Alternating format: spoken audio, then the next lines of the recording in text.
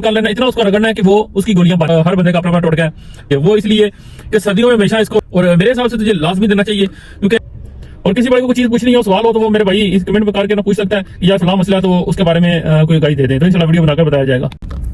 बिस्मिल्लाहिर्रहमानिर्रहीम, अस्सलाम वालेकुम वीवर, उम्मीद करता हूँ तमाम भाई ठीक ठाक होंगे, हैरोफियत से होंगे और आपको शौक भी अच्छा जा रहा होगा।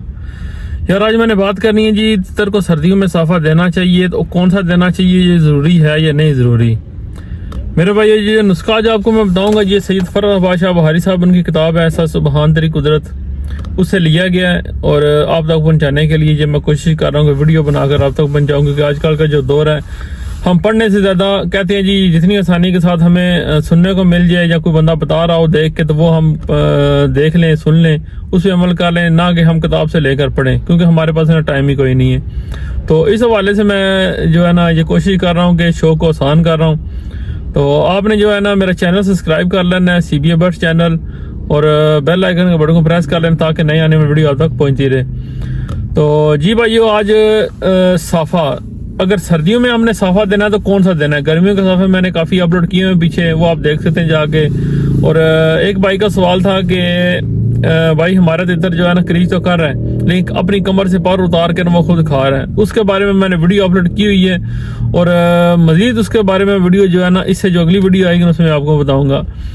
मेरे भाई सर्दियों में साफा बहुत ज़रूरी होता है, गर्मियों में भी ज़रूरी है, लेकिन सर्दियों में डबल ज़्यादा ज़रूरी है। मेरे भाई ये इसलिए ज़रूरी है कि हम जो है ना तितर को मुख्तलिफ किस्म की सर्दियों में जो हैवी किस्म की खुराकें होती हैं ना, गर्म खुराकें होती हैं, और रोगन वाली मतलब जो तेल वाली खुराकें होती हैं, चिकनाई वाली खुराकें होती हैं, वो दी जाती हैं तितर को सर्दी के मौसम में।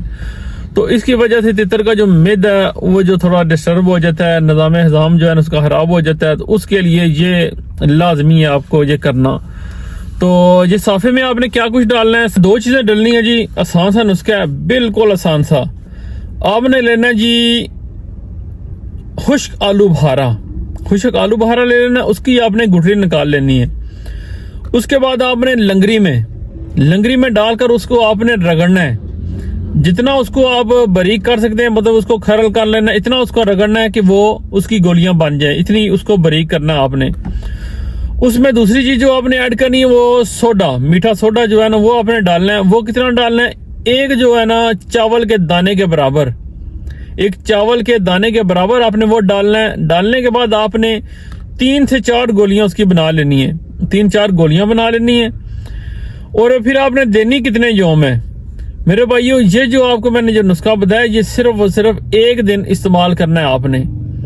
और महीने में आप ये कितनी दफा कर सकते हैं, मतलब 24 घंटे में ये जो मैंने आपको नुस्खा बताया, ये 24 घंटे में सिर्फ और सिर्फ आपने 1 दफा 3-4 गोलियां दे देनी है।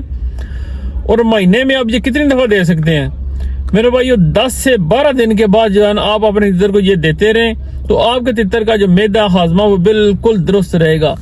तो उम्मीद करता हूँ जो भाइयों को जो मेरी वीडियो अच्छी लगी होगी, क्योंकि मैंने कोशिश की है कि शॉर्ट से शॉर्ट वीडियो रखी है, ना कि मैंने वीडियो को बढ़ाया है। तो इसलिए कोशिश करनी है कि आपने ये वीडियो मेरी को लाइक कर देना है, शेयर कर देना, अच्छा सा कमेंट लाजमी कर दें, जिससे दूसरे लोगों तक ये वीडियो पहुंचेगी। करता हूँ जो भाइयों को जो मेरी वीडियो बहुत अच्छी लगी होगी, और रिक्वेस्ट है भाइयों से मेरे चैनल को सब्सक्राइब कर लें, बेल आइकन के बटन को प्रेस कर लें। तब तक के लिए अल्लाह हाफिज।